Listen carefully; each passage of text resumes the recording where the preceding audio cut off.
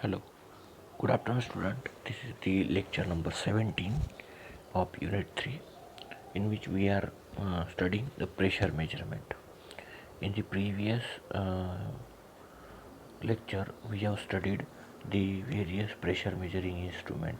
Okay, in that case, we have studied the Borden tube pressure gauge, Beluge pressure gauge. Okay, uh, today we have to go through the low pressure gauges.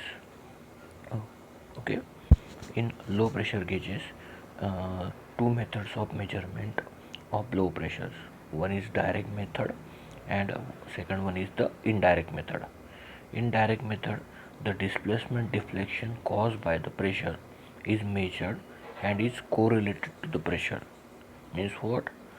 We are measuring the unknown pressure, and the output is also getting in terms of pressure. That's why it is a direct method. And in direct method, three instruments are there for the measurement of pressure: Borden tube, diaphragm gauge, and manometers. Okay. And second type, that is indirect method. In this pressure measurement, through the measurement of a certain other pressure control properties, including volume and thermal conductivity. Okay, so in that, first low pressure measuring gauge is McLeod gauge, thermal conductivity gauge, thermocouple vacuum gauge, resistance thermometer, it is also known as a Pirani gauge, ionization gauge, and Nusselt gauge. Okay, so these are the different types of indirect methods for the pressure measurements. Out of that, first we will go through the McLeod gauge. In McLeod gauge, you can see the different three diagrams of capillary tubes. Okay, so that is diagram A, B, and C. In this, just see the what is the labeling, okay, part to that diagrams. Okay, so this is nothing but this is the plunger. Okay, you know that plunger is nothing but it is somewhat similar to the piston. Okay, then below that plunger, one U section is there. In that U section, the mercury is filled. Okay, then the capillarity, or what we can say, that the manometers will start. Okay, so again the manometer is classified, or that glass capillarity is divided into two or branching. One is a reference capillary, okay, and other one is having bulb and the measuring capillary. On measuring capillary, there is a marking, or what we can say, that linear scale, linear measuring scale. Okay, means by using that linear measuring scale, we can measure the pressure in terms of displacement of mercury. Okay, in respect of reference capillary. Okay, now here the end of that measuring capillary is closed. Okay, this end is closed, but the end of the reference capillary is open to the atmosphere. Okay, now when the working, that known quantity of air is blown to the open end of the capillary, reference capillary. Okay, means what? uh, a known amount of air is blown into the reference capillary. Okay, now in the principle, we will have to study how that McLeod gauge, means unknown vacuum, or we can say that the unknown vacuum and known volume, is it? Now in the principle of working of all McLeod gauge is compress of a sample of low pressure gas to a pressure sufficiently high to read with a simple manometer. म्हणजेच काय म्हटलं आहे की जो काही मॅकलॉड gauge आहे त्यामध्ये compression of a sample of low pressure gas, means very low pressure gas sample consider केला जातो to a pressure sufficiently high to read with the help of simple manometer. Okay, Now the macleod gauge consists of a system of glass tubing that we have already studied, that a simple glass tubing which is known volume, which known volume of gas at a unknown pressure. Known volume means volume of that gas is known, but the pressure is unknown. It's trapped is trapped in the reference capillary and then isothermally compressed by rising column. Isothermally compressed by rising column means what?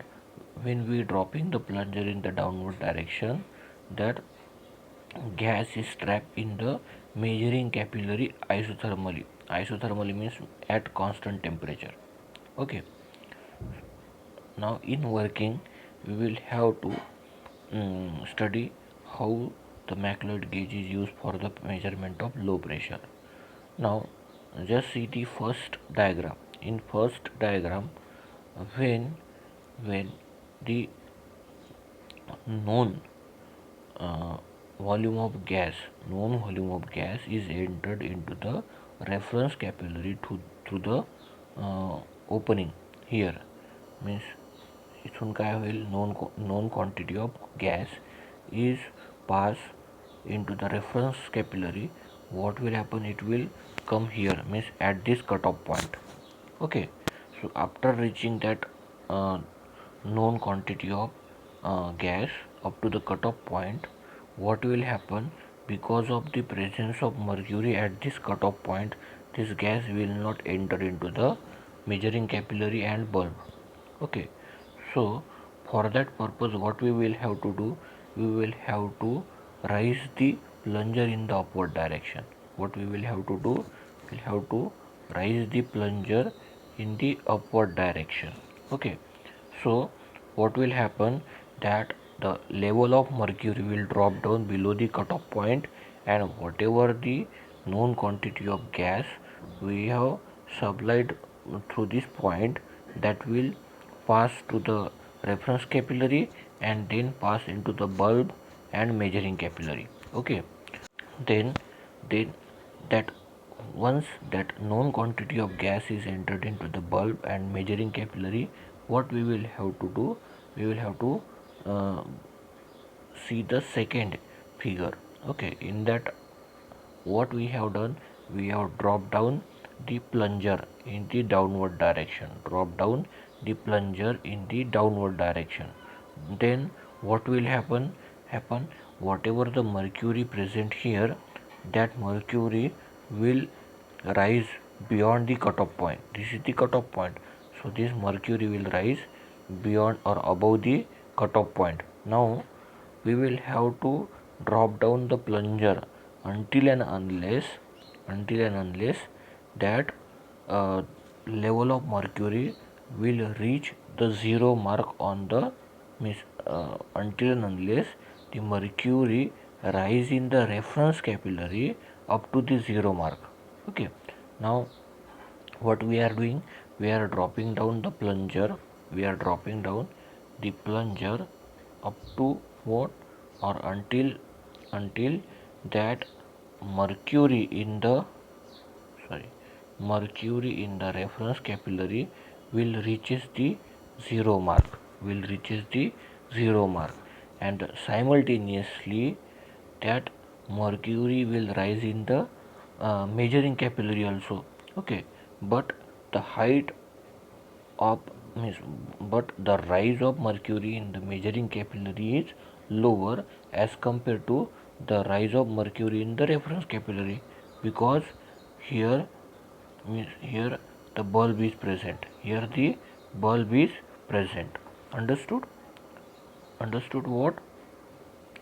Because the volume of the bulb is much more, that's why whatever the amount of mercury rise in the reference capillary to a zero mark, that much amount of mercury will occupy the complete space in the bulb, and after complete filling of the bulb, then we will drop down the plunger, and means again we will drop down the plunger and it will cross the mark of bulb.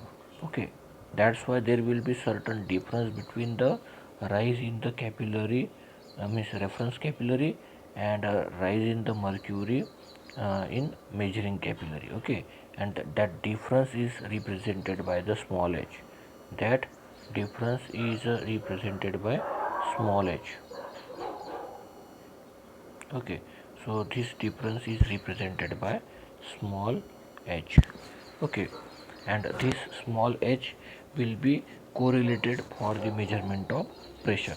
Okay, so we will repeat the procedure for the proper understanding of the macleod gauge, how it's work. Okay, see here again, uh, what we will have to do, we will have to measure the pressure of a gas. Okay, that gas, uh, so we will have to blow the known quantity of gas into the reference capillary to the opening. Okay, but when we are blowing the known quantity of gas into the reference capillary, uh, because of the presence of mercury at the cutoff point, because of the presence of mercury at the cutoff point, the mercury will not rise entered into the bulb and measuring capillary. Okay, so that's why we will have to raise the plunger.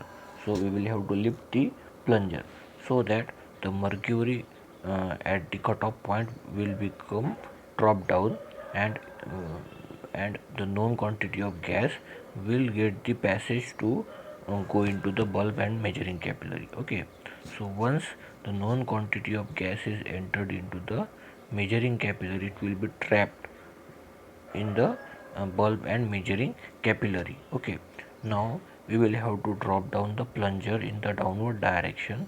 Now what will happen, whatever the mercury present in the glass tube, that will be rise in both direction, in the reference capillary as well as in the bulb, or we can say that the measuring capillary. Okay, so we will have to drop down the plunger until and unless the mercury present in the reference capillary will reaches the zero mark. Okay, this is the zero mark. Okay, uh, and we will have to check the rise of mercury in the measuring capillary. Okay, so there is a certain difference in the rise. Okay, so if there is a no bulb is present, one simple uh, small diameter capillary is present, in that case when we dropping the plunger and rising the height of rising the mercury in the reference capillary as well as measuring capillary will be same. But as there is a presence of bulb having higher volume, that's why much more mercury is occupy the space in the bulb. Okay, and that's why we will obtain this difference of rise in the reference capillary and measuring capillary, and that difference is represented by the h and height of the mercury in the, what we can say, that measuring capillary, and which will be the measure of unknown pressure. Okay, so in the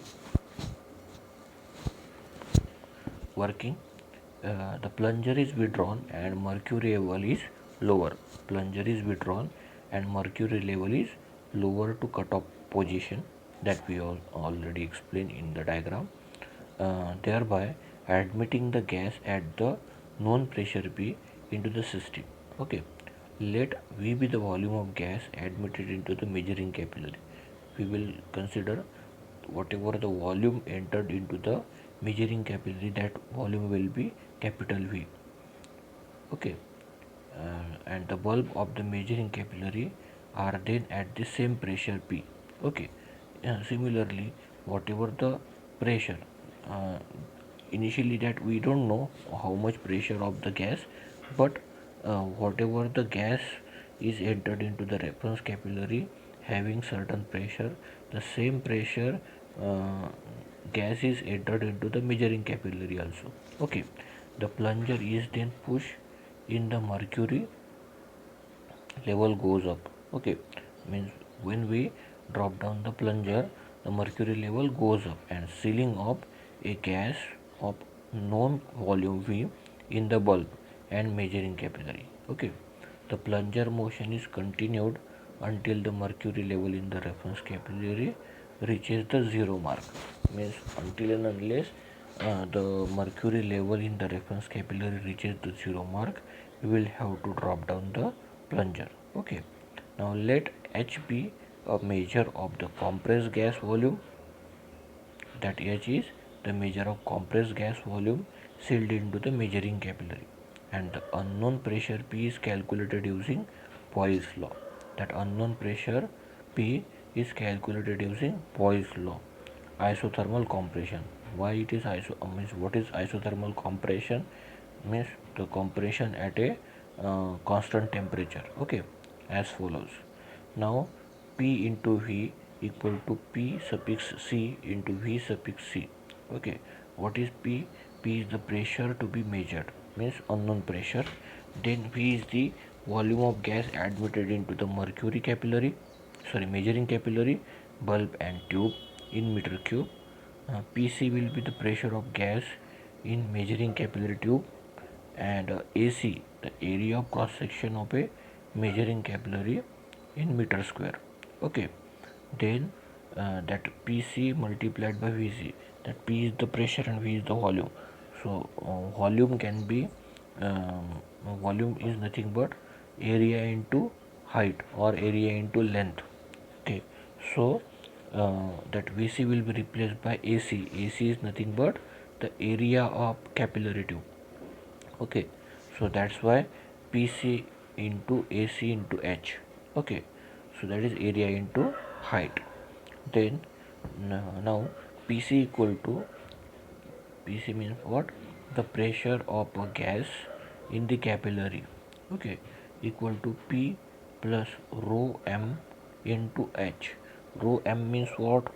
Uh, just we are calculating the volume of mercury. So density into H. Density into H.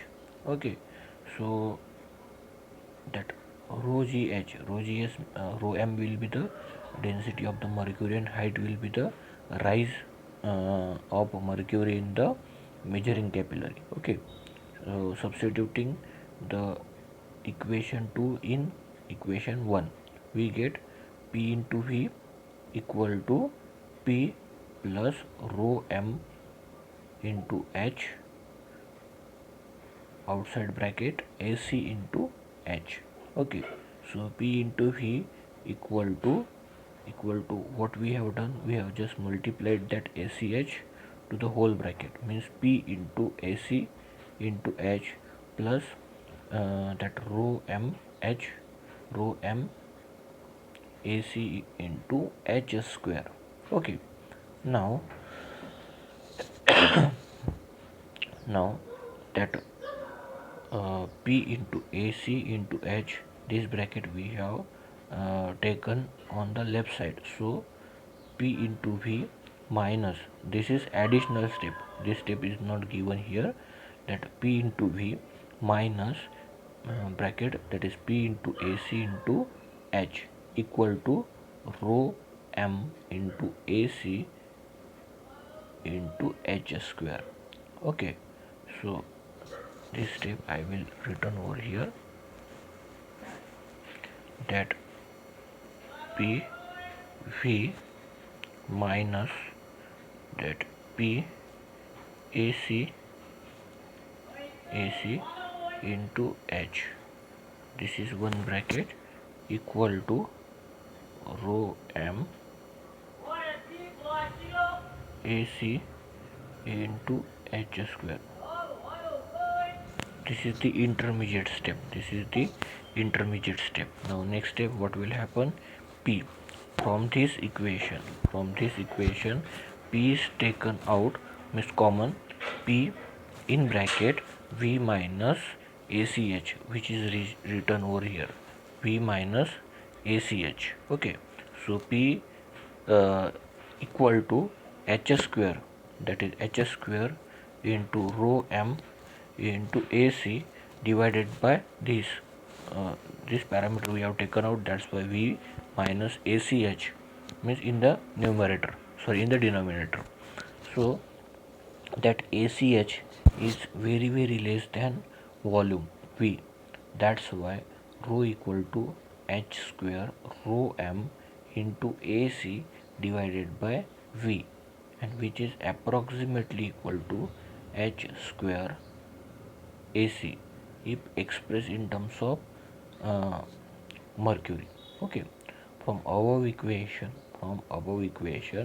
H into rho m into AC into V is known. Okay, only P is unknown, which can be calculated. Hence, the measuring capillary tube can be directly calibrated in terms of pressure. Hence, the measuring capillary tube can be calibrated in terms of pressure. Okay, so that is nothing but the understanding of this.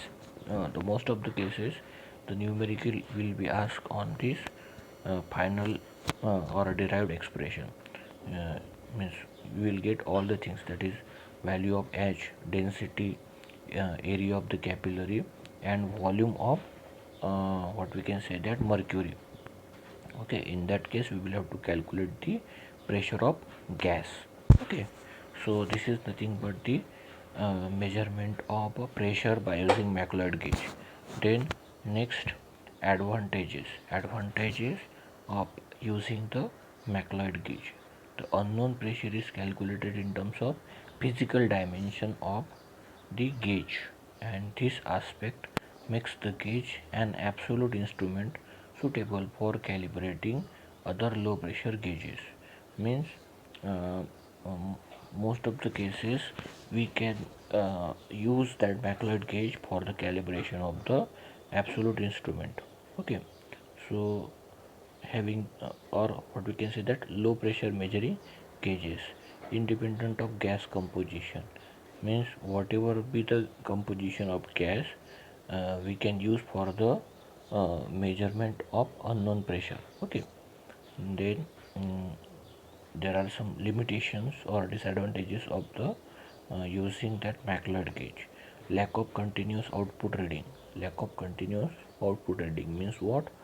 The initial uh, requisites are there, not suitable on system where mercury cannot be tolerated. Means we know that the mercury is the toxic uh, element or toxic metal. Okay, so if there will be leakage of mercury, it will be hazardous for the human life.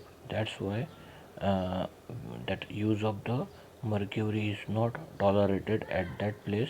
We cannot use the what we can say that the Macleod gauge, as P directly proportional to H square for linear relation, as P is directly proportional to H square for linear relation between P and H. The system need modification so as to keep the compression ratio constant for all pressure. Okay, that P directly proportional to H square we have seen here.